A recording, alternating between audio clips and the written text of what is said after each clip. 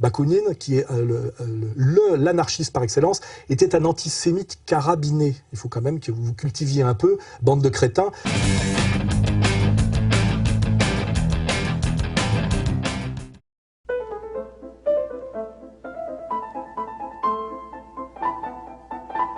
Ben oui, ça c'est pareil, c'est une rubrique qui me... Je l'ai lancée comme ça, comme une boutade, parce que j'ai dit dans une vidéo du mois que on présente tout le temps les antisémites, qui est un terme totalement fallacieux, puisque sémite renvoie à une population au nom de leur langue, c'est-à-dire langue sémite, langue indo-européenne.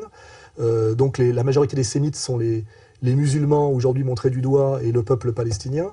Et quand on parle d'antisémitisme, en fait, on parle de gens qui critiquent le judaïsme, en général pour des raisons de gauche et des raisons de laïcité républicaine, puisqu'effectivement le judaïsme, il suffit de lire les deux textes sur lesquels on peut s'appuyer pour démontrer, que ce soit la Torah ou le Talmud, c'est un suprémacisme théologico-racial fondé dans l'Ancien Testament sur la brutalité physique et dans le Talmud, dans l'ère chrétienne, sur l'usure et le mensonge systématique envers les non-juifs. Voilà. Donc, comme on a le droit, selon des saines valeurs républicaines, d'être judéo-critique ou anti-judaïque. Je le suis personnellement, parce que c'est une religion, donc un système de valeurs, qui n'est pas compatible ni avec les droits de l'homme, ni avec l'universalisme républicain, ni avec l'universalisme grec, ni avec la charité chrétienne. C'est un porte-à-faux avec toutes ces valeurs. Voilà.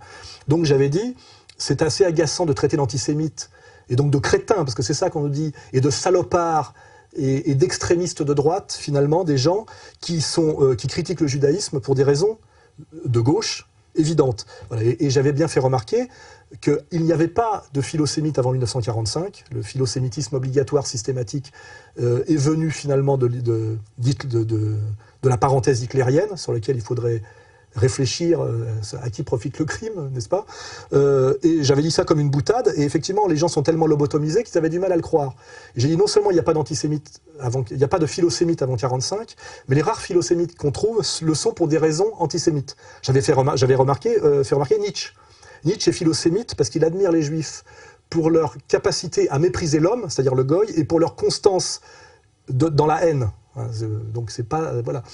Alors maintenant, j'ai fait découvrir aussi que tous les grands auteurs du monde, depuis 2500 ans, avaient sorti leurs petites phrases critiques et injurieuses et antisémites. Donc je continue mon travail, puisque malheureusement on continue à m'en parler. Alors évidemment, je ne vais pas chercher des antisémites de droite ou d'extrême droite, réactionnaires, néo-traditionalistes, etc. Ce qui est intéressant, c'est que moi je montre que tous les maîtres à penser, les saints patrons de la France républicaine, laïque et de gauche institutionnelle, c'est-à-dire le panthéon français, sont aussi des antisémites. Ce coup-ci, je vais vous offrir Montesquieu, qui est quand même le penseur de la démocratie par la tripartition, c'est-à-dire qui est au cœur, comment dirais-je, de l'esprit démocratique français. Je vais vous offrir Voltaire, qui est au Panthéon.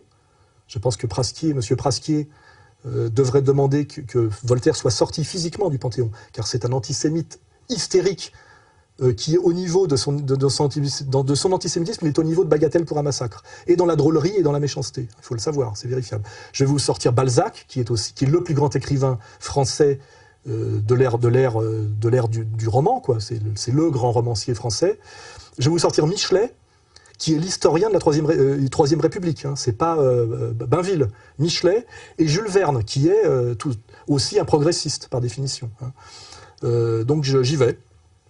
Donc Montesquieu dans les lettres persanes, ça date de 1714. Tu me demandes s'il y a des juifs en France, sache que partout où il y a de l'argent, il y a des juifs. Tu me demandes ce qu'ils font, précisément ce qu'ils font en Perse. Rien ne ressemble plus à un juif d'Asie qu'un juif européen. C'est pas particulièrement philosémite comme déclaration. Maintenant, je vais vous sortir une petite phrase de Voltaire dans son article du dictionnaire philosophique, ça date de 1765. Tolérance, section 1. C'est à regret que je parle des Juifs, cette nation est, à bien des égards, la plus détestable qui ait jamais souillé la terre. Voltaire. C'est pas particulièrement philosémite. Hein. Balzac dans Illusion perdue, qui est assez nuancé sur le sujet. Hein. C'est comme les gens intelligents, quoi. Hein. Ils savent faire la part des choses. Alors Balzac, dans Illusion perdue, si une grande maison de banque a tous les jours en moyenne un compte de retour sur une valeur de 1000 francs, elle touche tous les jours 28 francs par la grâce de Dieu et les constitutions de la banque, royauté formidable inventée par les Juifs au XIIe siècle et qui domine aujourd'hui les trônes et les peuples.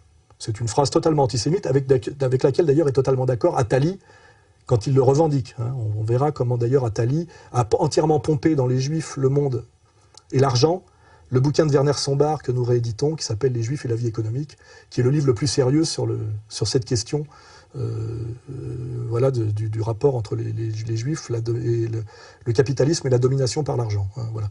Bon. Après, je passerai à Jules Michelet. Donc Jules Michelet, c'est l'historien de la République française. Hein. C'est l'anti-Bainville, c'est l'apologète de la Révolution française, c'est celui qui a voué aux ténèbres l'ancien régime au nom de l'absolutisme, c'est l'historien de la République. Hein. Voilà. Donc voilà. Dans La Bible de l'humanité, les peuples du crépuscule, édité par Claude Métras, page 282, tout le progrès des Juifs aboutit à la stérilité profonde. Voilà. C'est pas non plus très philosémite. Voilà. Et après, en dernier, je vais vous citer Jules Verne, grand écrivain du progrès technique, pareil, adoré des Américains, adoré de la jeunesse, dont plein de romans ont été adaptés par le cinéma hollywoodien. Alors là, j'ai deux citations. Ça, c'est tiré du Château des Carpates, 1889. On verra le sol passer peu à peu de la race indigène à la race étrangère. Faute d'être remboursés de leurs avances, les Juifs deviendront propriétaires des belles cultures hypothéquées à leur profit. Et si la terre promise n'est plus en Judée, peut-être figurera-t-elle un jour sur les cartes de la géographie transsylvaine, c'est-à-dire de la Roumanie. Voilà. Bon, pas très philosémite comme citation. J'en ai une deuxième. Celle-là est tirée de son livre moins connu, Hector Servadac, publié en 1877. C'était un homme de 50 ans qui paraissait en avoir 60, petit, malingre, les yeux vifs mais faux, le nez busqué, la barbiche jaunâtre, la chevelure inculte, les pieds grands, les mains longues et crochues. Il offrait ce type si connu du juif allemand, reconnaissable entre tous. C'était l'usurier souple d'échine, plat de cœur, rogneur d'écus et tondeur d'œufs. L'argent devait attirer un pareil être comme l'aimant attire le fer, et si ce Shylock fût parvenu à se faire payer de son débiteur, il en eût certainement revendu la chair au détail. D'ailleurs, quoiqu'il fût juif d'origine, il se faisait mahométan dans les provinces mahométanes, lorsque son profil exigeait, chrétien au besoin en face d'un catholique, et il se fut fait païen pour gagner davantage. Ce juif se nommait Isaac Hakabut. Il n'y a pas plus antisémite que cette description de Jules Verne qui rejoint totalement la description de Léon Bloy dans Le Désespéré. Hein, voilà. Qui rejoint le Shylock, qui rejoint le juif chez Dickens, etc., etc., et qui bien sûr ne ressemble absolument pas à aucun juif qui ait jamais existé dans l'histoire, voilà, et qui fait que l'antisémitisme est totalement absurde, parce qu'on ne voit pas pourquoi des gros porcs européens, chrétiens, blancs et jaloux persécuteraient des petites filles ou des petits garçons parce qu'ils sont virtuoses de violon ou très doués pour les mathématiques. Puisqu'évidemment, l'antisémitisme, c'est ça et rien d'autre. Ça ne parle jamais de Bernard-Henri Lévy, des Bernard-Henri Lévy qui ont traversé l'histoire, des Attali, des Alain Minck, des Madoff, des Bernanke, etc. Ça n'a jamais existé, ça n'existe pas, hein, bien sûr. Voilà.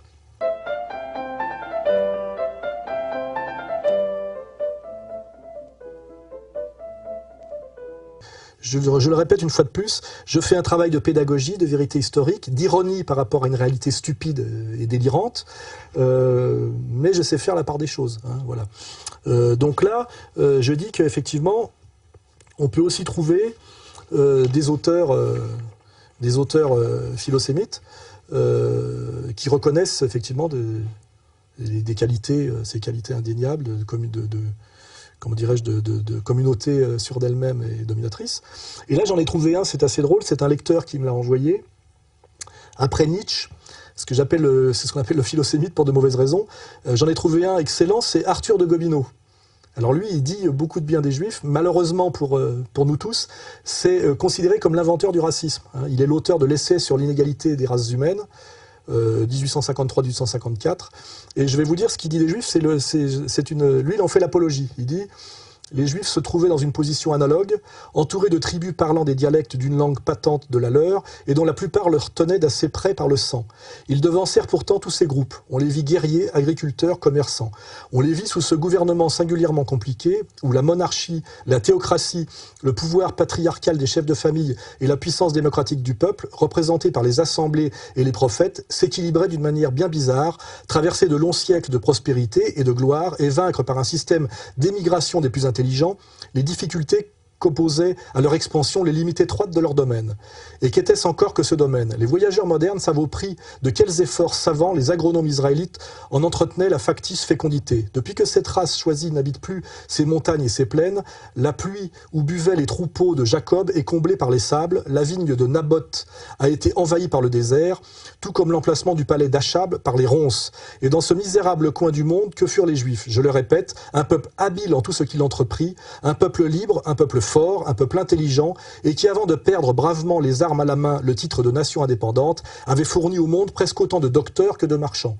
Tout cela est très vrai et très apologétique. Après les Arabes, je citerai les Juifs plus remarquables encore en cette affaire parce qu'ils ont émigré dans les climats extrêmement différents, de toute façon, de celui de la Palestine et qu'ils n'ont pas conservé davantage leurs anciens genres de vie. Leur type est pourtant resté semblable à lui-même, n'offrant que des altérations tout à fait insignifiantes et qui n'ont suffi, sous aucune latitude, dans aucune condition de pays, à altérer le caractère général de la race. Donc là, nous avons une apologie très réaliste fait par Gobineau du juif, comme quelqu'un d'incroyablement capable de se développer malgré l'hostilité de l'environnement naturel, incroyablement capable de s'implanter parmi les autres en restant toujours lui-même, ce qui est aujourd'hui ce qui serait considéré comme de l'antisémitisme. Et je rappelle que on est dans la malhonnêteté de l'idéologie dominante, c'est que nos élites, qui sont très communautaires comme on le sait, les autres étant soumis à un tel point qu'ils ne s'en rendent même plus compte, c'est-à-dire qu'ils boivent le catéchisme de Fernand Nathan et de Mallet et Isaac sans même s'en rendre compte, c'est qu'on nous dit toujours que Gobineau est le père du racisme. Et évidemment, c'est un aristocrate français catholique. Ce qu'on oublie de dire, c'est que dans la théorie des races de Gobineau, Gobineau dit que les Blancs ont l'intelligence et que les Noirs ont la sensibilité. Et que pour atteindre au sommet du génie humain, il faut métisser les Noirs et les Blancs. Ce qui est donc une apologie du métissage et une reconnaissance des génies spécifiques des races. Et de ce point de vue-là, Gobineau est infiniment moins raciste que Maïmonide. Maïmonide, qui est le plus grand rabbin des rabbins et le maître à penser de tous les juifs authentiques, c'est-à-dire rabbiniques, qui lui dit que les Noirs sont des singes et des animaux et qu'il faut surtout se maintenir pur de tout métissage. Donc dans la hiérarchie du racisme, Maïmonide, qui est le maître à penser du judaïsme talmudo-sioniste, hein, le plus classique, le rabbin des rabbins, ce Maïmonide est infiniment plus raciste que Gobineau. Or, on nous met toujours Gobineau comme saint patron du racisme, et jamais Maïmonide, sachant d'ailleurs que historiquement Maïmonide écrit bien avant Gobineau, et je le rappelle, autant le catholicisme issu de l'universalisme chrétien est un antiracisme fondamental, et autant l'antichristianisme juif, puisque le judaïsme, après le Christ, ne se définit que par l'antichristianisme, c'est-à-dire le talmudisme, est un refus du christianisme. Et c'est dans le Talmud qu'est la vérité du judaïsme, puisque c'est par le Talmud qu'on peut comprendre comment on doit lire ce tronc commun chrétien et juif qui est l'Ancien Testament, c'est-à-dire la Torah. Hein. C'est le Talmud qui dit comment on doit lire, comment les Juifs doivent lire la Torah, et c'est bien dans la Torah, et dans la Torah lue par le Talmud, qui est la matrice du racisme mondial, c'est-à-dire du racisme élevé à l'universalisme, puisque tout tribalisme primitif est raciste, puisque chez les peuples primitifs, il y a les hommes qui sont ceux de la tribu, et les sauvages qui sont ceux d'à côté, et qui ne sont pas des humains, qu'on peut tuer, manger, tout ce que vous voulez. Donc l'anthropologie de base, de toute façon, c'est le racisme, mais ceux qui ont amené le racisme et le racialisme à l'universalisme, ça s'est fait par le judaïsme. Le judaïsme de la Torah et du Talmud. Et ceux qui s'y sont opposés, c'est le Christ, par l'universalisme chrétien et la charité, ce sont les Grecs par le logos qui est au-dessus des races, et les musulmans et aussi par le prosélytisme musulman, qui n'est pas une religion de race. Donc les maîtres du racisme au sens épistémologique du terme sont les Juifs. Or ce sont eux aujourd'hui qui ont la haute main sur l'antiracisme institutionnel et qui passent leur temps à traiter les autres de racistes, alors qu'en fait, il n'y a de racistes qu'eux. C'est la réalité. C'est ce que démontre parfaitement Jean Solaire et ce que commence à comprendre ou à oser lire Michel Onfray, à force de se faire maltraiter parce qu'il a osé mettre le doigt sur la charlatanerie freudienne et qui était une charlatanerie communautaire. Hein, voilà. Voilà, donc je reviens toujours sur les mêmes sujets, mais parce que ça fait sens et qu'on est quand même là face à quelque chose de prépondérant, de surdéterminant, dans notre actualité, dans la réalité de notre monde occidental contemporain. C'est pas de ma faute. Hein, voilà. J'aimerais bien pouvoir parler d'autre chose, mais à chaque fois on revient à ça. Hein, voilà. Donc effectivement, je vous ai trouvé un philosémite, Arthur de Gobineau. Voilà, on va finir là-dessus. Bla bla bla, bla bla bla, bla bla bla, bla bla bla.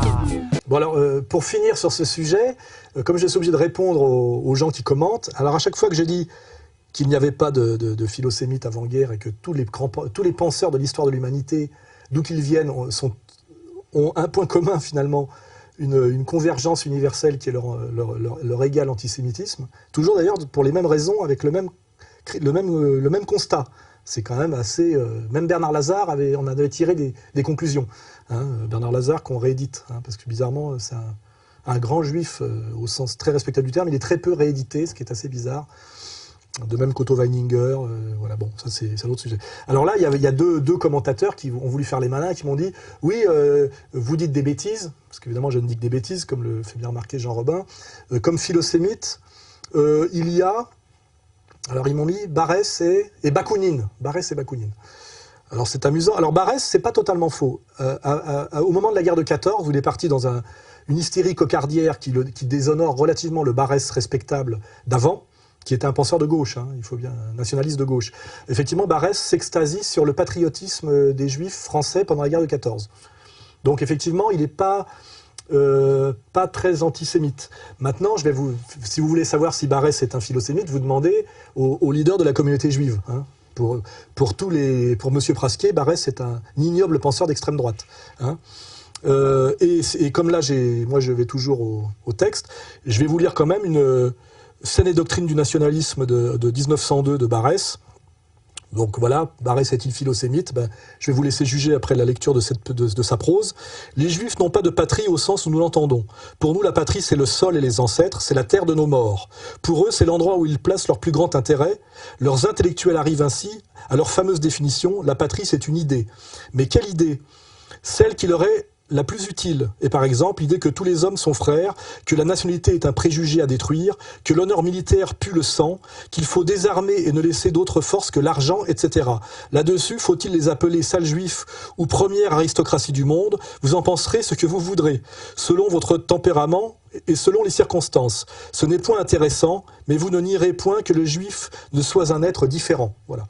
Alors c'est pour le petit con qui m'avait envoyé sa remarque sur Barès philosémite. Si ça c'est du philosémitisme, alors effectivement demain je peux peut-être devenir rabbin. Voilà. Maintenant on va passer à Bakounine, ce qui est beaucoup plus intéressant. C'est marrant parce que c'est dans les baies, il ne doit pas être très loin. Bakounine, parce qu'effectivement avec Bakounine ça va nous rapprocher d'un crétin indicible qui est le pauvre Rouillant, qui vient de m'insulter notoirement parce que j'ai eu la gentillesse de relayer une de ses interviews, à la demande d'ailleurs de ceux qui l'avaient faite. Puisqu'effectivement c'est intéressant de voir ce que raconte un type de l'ultra-gauche qui a passé 20 ans de prison pour homicide, parce que c'est quand même un assassin. Moi j'ai relayé ça, j'en ai regardé que 10 minutes parce que la phraséologie d'ultra-gauche m'insupporte tellement c'est faible sur le plan conceptuel. Dans la lutte de classe, ce qui sépare les accapareurs des autres, les exploités, c'est que les exploités ont une idéologie du partage. Donc c'est que je parle toujours des partageux. C'est-à-dire, c'est un terme avant le communisme. Et le type m'insulte, mais il m'insulte en tant qu'anarcho, on va dire, en tant que type de l'extrême gauche libertaire. Hein, voilà. Donc, le maître de la pensée libertaire, il faut aller au Panthéon, il y a 4 grands penseurs de l'anarchie. Il y a Bakounine, que je vais citer, il y a Tolstoï, Malatesta et Stirner. Enfin voilà, il y a les grands penseurs de l'anarchisme. Mais Bakounine, c'est l'anarchiste par excellence. Alors maintenant, comme en général, je me fais traiter systématiquement par des crétins d'extrême gauche, et notamment des anarchistes de la CNT, les nervis là, du NPA, on se fait traiter d'antisémites par ces gens-là, je vais quand même leur rappeler ce que disait Bakounine des Juifs. Bakounine, qui est l'anarchiste par excellence, était un antisémite carabiné. Il faut quand même que vous cultiviez un peu, bande de crétins. C'est dommage que Rouillant, qui a fait 20 ans de prison, il aurait pu lire un peu, évidemment, et il est passé 20 ans en tôle, je ne sais pas ce qu'il a fait, pas fait de la musculation visiblement, mais il ne s'est pas cultivé non plus. C'est un peu dommage.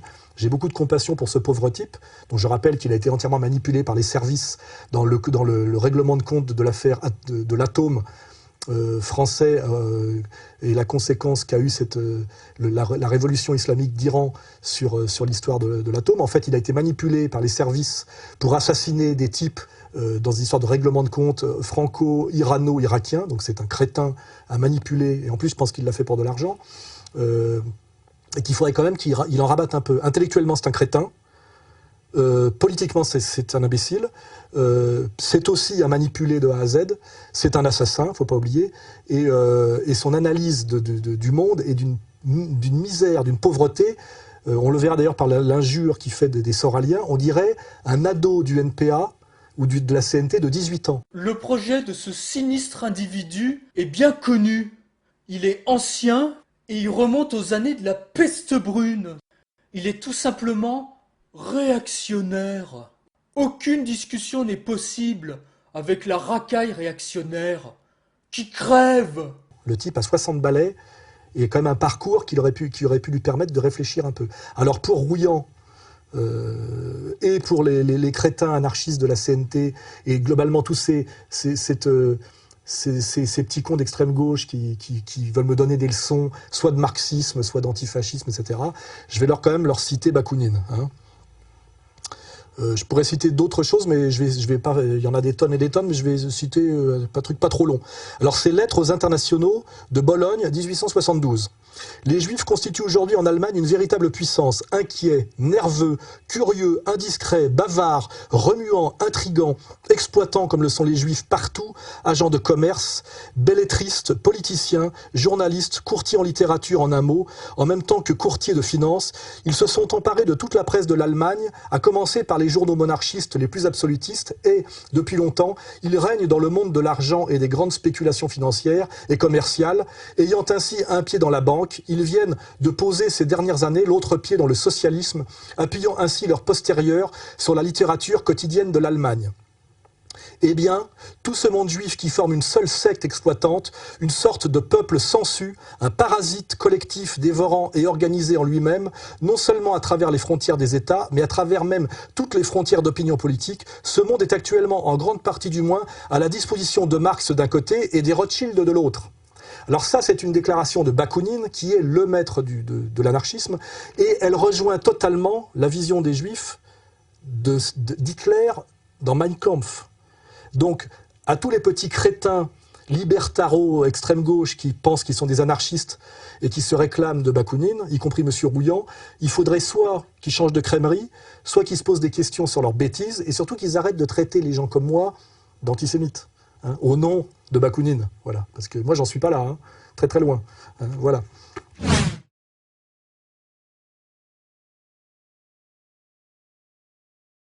Ah oui, alors j'arrête pas là d'être convoqué par la police, hein, dans tous les sens. Hein.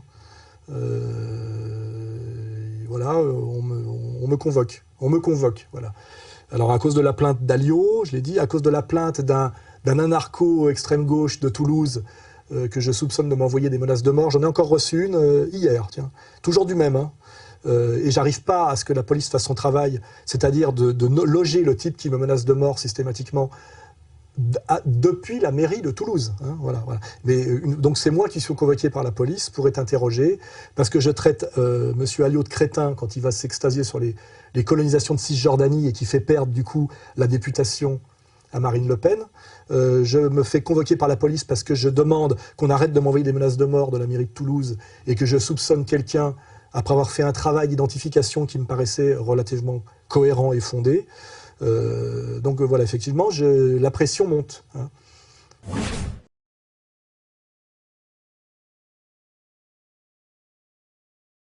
Oui, alors ça, ce qui est marrant, c'est que, effectivement, comme tous les gens qui sont bannis des médias sous domination, ce que j'appelle les médias d'occupation, j'essaie d'exister par Internet et je fais feu de tout réseaux sociaux, donc je me sers de Facebook, de Twitter, etc. Ça, c'est pour les crétins qui me disent vous vous compromettez, vous vous contredisez en allant sur ces réseaux sociaux, etc. Non. Mon but, c'est de faire passer le message au plus grand nombre, et je me sers de tout ce que je peux, comme à l'époque où j'allais chez Evelyne Thomas ou chez Mireille Dumas. Quand vous arrivez dans la ville et que vous désirez des femmes parce que votre mère vous manque, vous allez là où il y en a, qui sont les boîtes de nuit. Et la boîte de nuit, c'est très dangereux comme pour la vision que ça vous donne des femmes. Parce que dans la boîte de nuit, il n'y a par définition que des demi-putes. Et quand vous n'avez pas de pognon, que vous êtes jeune et que vous n'êtes pas homosexuel, parce qu'à la limite j'aurais été pédé, c'était simple. Vous n'avez rien à donner dans la boîte et vous n'êtes pas bienvenu. Vous êtes celui qui peut piquer une jolie fille jeune, un vieux riche qui paye alors que vous ne payez rien. Enfin, quand je dis vieux, ça peut être 40 ans, et vous avez 18 ans, votre mère vous manque et vous rêvez de rencontrer l'amour et vous rencontrez une espèce de pétasse qui vous voyez bien, qui vont toujours avec le vieux riche. Donc vous avez un mépris. Ce qui est important, c'est le message qu'on fait passer. Hein, c'est pas pour moi, le médium n'est pas le message. Ça, c'est le baratin de McLuhan, qui a d'ailleurs un petit fondement, effectivement. Hein, effectivement. On ne peut pas dire la même chose, ça doit être dans un média écrit que dans un média télévisuel. L'un est plus propice à l'émotionnel, l'autre à la logique. Bon, ça avait un petit sens. Mais il faut pas, une remarque topique ne devient pas un principe systématique et général. Donc moi, je vais, là, partout où je peux, faire passer le message, sachant que je suis banni des médias officiels, pour les raisons que vous savez, comme Dieudonné, hein, toujours pour les mêmes raisons, hein, qui montrent bien la hiérarchie du pouvoir en France de façon explicite. Donc je suis beaucoup sur Facebook. Et récemment, je me suis amusé à relayer un truc assez drôle, mais assez choquant, qui venait de rue 89. Rue 89, je rappelle que ce sont des gens venus de Libération, qui ont été rachetés par le Nouvel Obs, et que c'est très très peu goy et très très peu catholique, hein, comme noyau dur. Hein.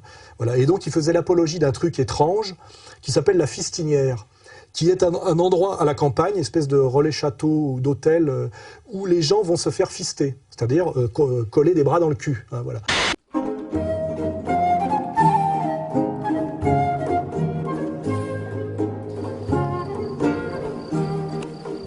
Alors là, on arrive dans le parc d'attraction, qu'on a appelé comme ça pour un petit clin d'œil humoristique. Donc en fait, c'est simplement l'arrière de la maison où on peut s'amuser dehors en toute liberté, il n'y a pas de vis-à-vis. On a installé ici un sling pour pouvoir profiter de l'air pur et des plaisirs en plein air. Il y a la Playroom et la chapelle Fistine en fait, mais on peut aussi s'amuser dehors si on a envie. Comme ça, on bronze en fiston. En fait. Exactement. Ici, il y en a, pour l'instant, j'en ai fisté qu'un, c'est l'autre là-bas. L'autre, j'ai essayé, il a coincé. Et voilà quoi. Et Eric, qui était avec vous là, voilà. Hier soir, c'est lui que j'ai massacré. Voilà. Et moi, j'avais juste mis comme remarque enculé pour rigoler. Parce que je trouve ça étrange, je peux trouver ça drôle, mais je trouve ça assez inquiétant. C'est ce que j'appelle la massification du satanisme ou le satanisme de masse. Les déviations sexuelles et les délires transgressifs ont toujours existé et existeront toujours. Mais ça doit être des pratiques cachées et des pratiques minoritaires, donc d'élite. Ce qui est très dangereux, c'est ce que j'appelle la massification. C'est-à-dire qu'à un moment donné, on fait l'apologie de ces pratiques sataniques, transgressives et extrémistes pour les masses. Car il est très dangereux que ça se massifie. J'avais bien parlé de massification de la pédophilie à un moment donné, qui était le vrai danger. Et là, je parle de massification de pratiques de type que j'appelle satanique, hein, il faut bien le comprendre. Et ce qui est bizarre, c'est que pour avoir relayé cette série d'articles, cet article et ces vidéos, que je n'ai fait que relayer, en plus ça venait déjà de Facebook, hein, donc j'ai fait que, je ne sais pas comment on dit, il y a un terme... ouais, enfin voilà... j'ai relayé un truc de Facebook sur Facebook, je ne l'ai même pas importé.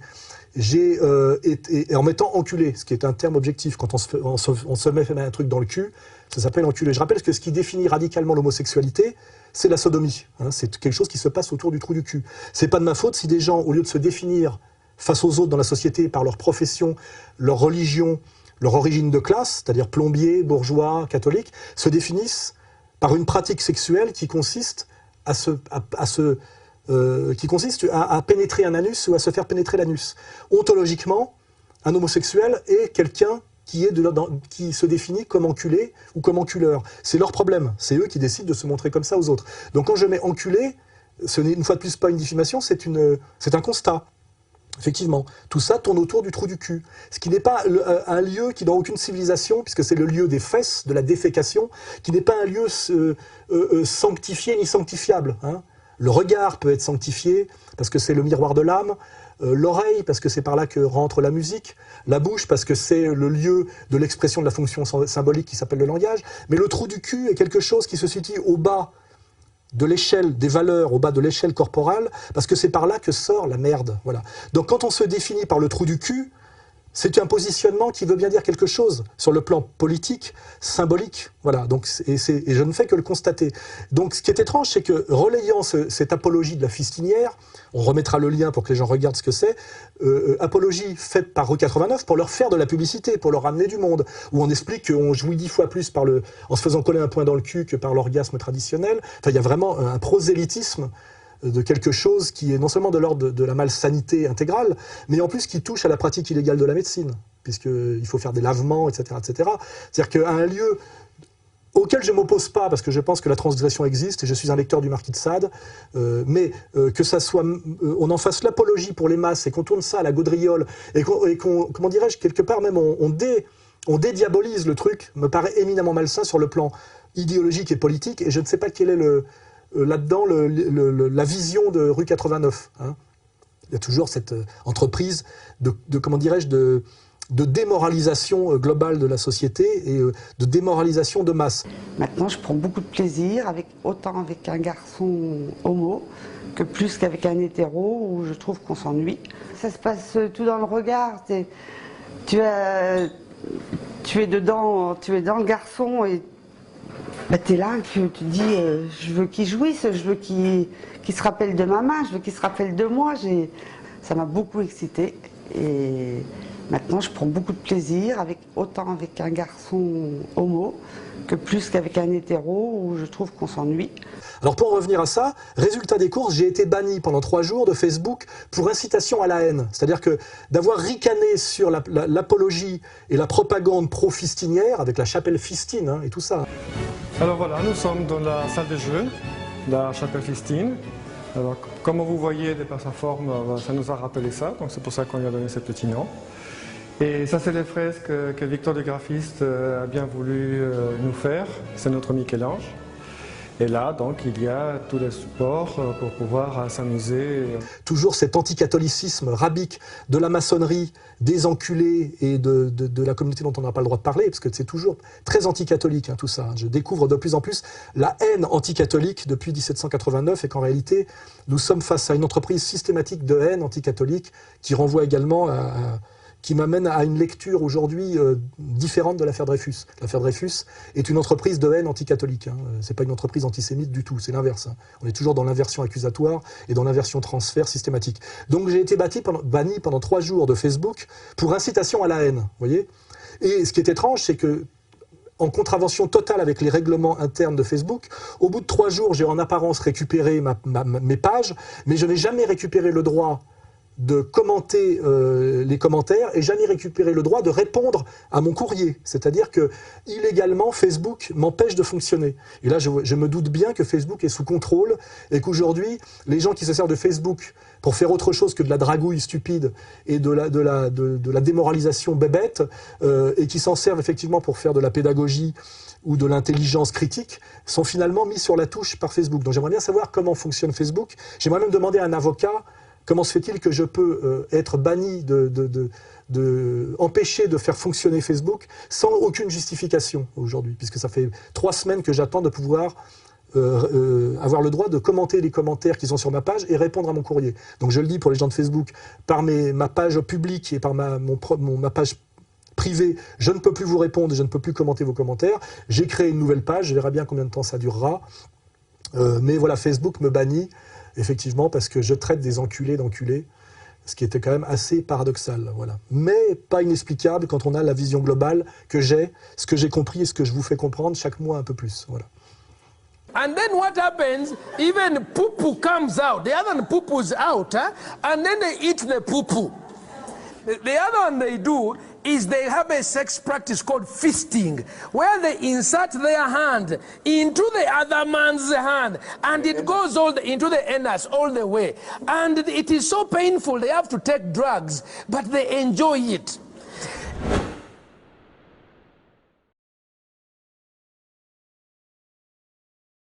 Ça fait des mois qu'on me dit pourquoi vous avez ce site dégueulasse qui vous fait tellement de tort. Effectivement, il y a un site, on va le mettre en lien. On a fait le constat d'huissier, donc le petit malin qui l'a créé, il peut le fermer maintenant. Le constat d'huissier est fait. Il y a un site qui s'appelle alainsoral.fr, on va le mettre en illustration, qui est une usurpation de mon identité, une incitation à la haine raciale, à la haine religieuse, etc. etc. C'est-à-dire quelque chose qui tombe sous le coup de la loi plusieurs fois. On a logé le créateur de cette petite page. Alors, voilà, que nous allons attaquer en justice, hein, bien sûr. Parce qu'on usurpe mon identité pour me faire du tort, me faire dire des choses que je ne dis pas, etc. etc. On est toujours dans la manipulation permanente, hein, de gens qui n'existent que par le mensonge et la manipulation. qui est leur mode d'être et leur rapport à l'autre systématique. Alors donc on a trouvé le nom de cette personne, alors on ne va pas dévoiler son identité pour l'instant. Son prénom est Ilan, qui n'est pas vraiment un prénom catholique, ni musulman d'ailleurs, et il est ancien membre de l'Union des étudiants juifs de France, ça on peut le dire. Il n'en est plus maintenant parce qu'il est passé à la vie professionnelle. Donc voilà, on va mettre en illustration. Donc ce site alainsoral.fr ne vient pas de moi, c'est quelqu'un qui usurpe mon identité pour inciter à la haine, me diffamer et essayer d'instrumentaliser contre moi. Nous allons l'attaquer en justice à partir du constat d'huissier que nous avons fait, et nous verrons bien si la justice fonctionne correctement ou si c'est toujours, comment dirais-je, dans un seul sens et de façon contraire à la loi et aux valeurs républicaines. Voilà, donc je vais finir là-dessus. Allô, Maquis de la Haute-Savoie. Maquis de la Haute-Savoie. Oui, alors là, c'est pareil, c'est lui qui nous a contactés. C'est un employé d'une librairie. Il avait mis en avant mon livre « Comprendre l'Empire », qui, je le fais remarquer, est à sa 11e édition et s'approche des 40 000 exemplaires. On était encore classé dans les 100 premiers d'Amazon au mois d'août. On est même tombé en rupture de stock parce que c'est les vacances et que ni Amazon ni mon éditeur qui était en vacances n'ont vu le coup venir. Donc on est même tombé en rupture de stock, c'est-à-dire que les ventes progressent. Au bout d'un an et demi, on en vend plus encore qu'au départ, quoi, voilà.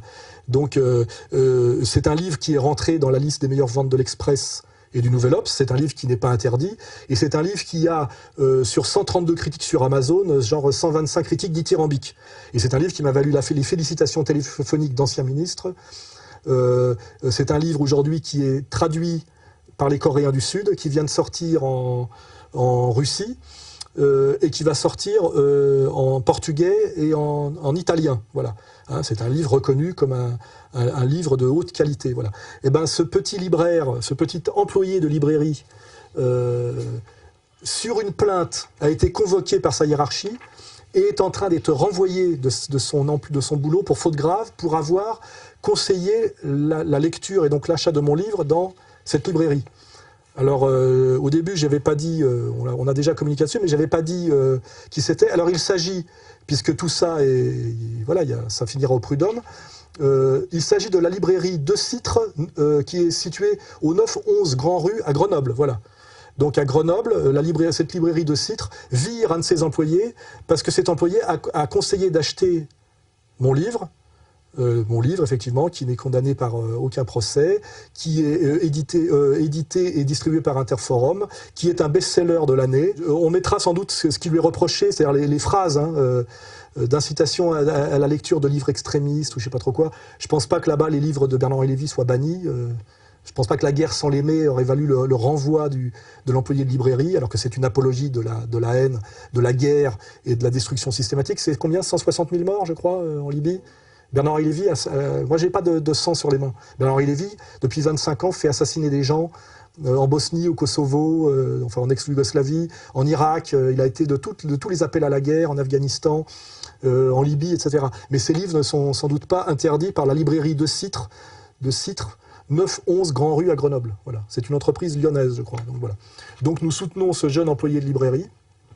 Nous l'incitons d'ailleurs à aller se battre au prud'homme, car être mis à pied, licencié pour avoir conseillé la lecture d'un livre est totalement illégal, scandaleux de la part d'un libraire, et montre une fois de plus un dysfonctionnement total de la France, toujours sur les mêmes sujets et à cause des mêmes. Hein, voilà.